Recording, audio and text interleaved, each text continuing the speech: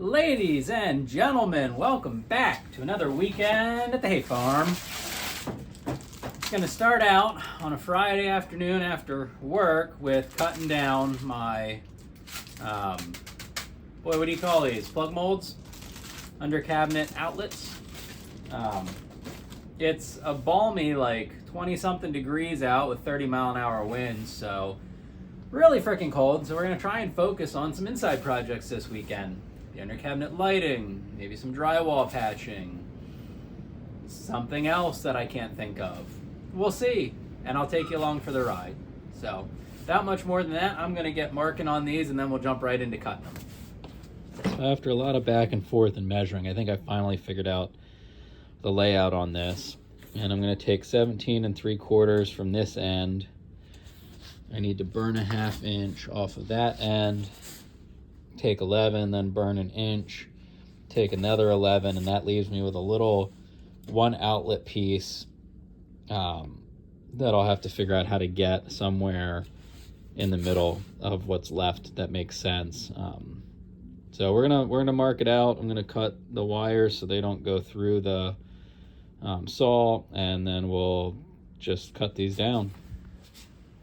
All right, so what I got going on, and I feel like an absolute clown doing it, but I put a metal cutoff wheel in my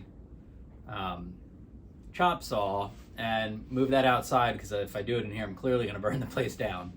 But I taped my two pieces together with painter's tape, and that has allowed me to cut through these on the chop saw. Because I unfortunately, I don't have, I'm assuming a bandsaw would be the way to go, or I don't know how people normally cut these, but that's the best that I came up with the tools I own. So I think it worked out okay. By the time you put I'll file this a little bit to clean it up, put the end caps on, you're not going to be able to tell. So I'm going to go with that and mark some more out, and then I'll actually show you the spark parade that is cutting these.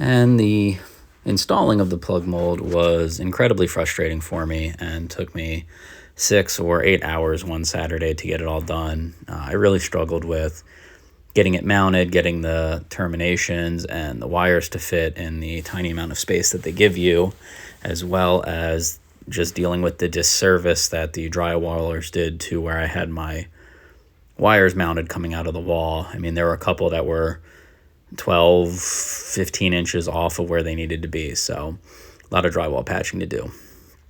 These shots are me then connecting all those circuits in the basement. What's fun with the kitchen countertop outlets is that every outlet or every plug mold has to alternate circuits. So I have 2 hots coming into this on 3 then legs to each one of the plug molds, because there are 6 sections of plug mold total. Definitely the most wires I put in the box, but it all worked out for me in the end, even though it did, the cover didn't quite fit here. But no one's going to be able to stick their fingers in it, so I'm not worried. Up next comes the glamour shots of the longest set of run that I did. So all in all, it turned out pretty well. If you guys enjoyed the video, please give me a thumbs up and a subscribe. And until next time, have a great day.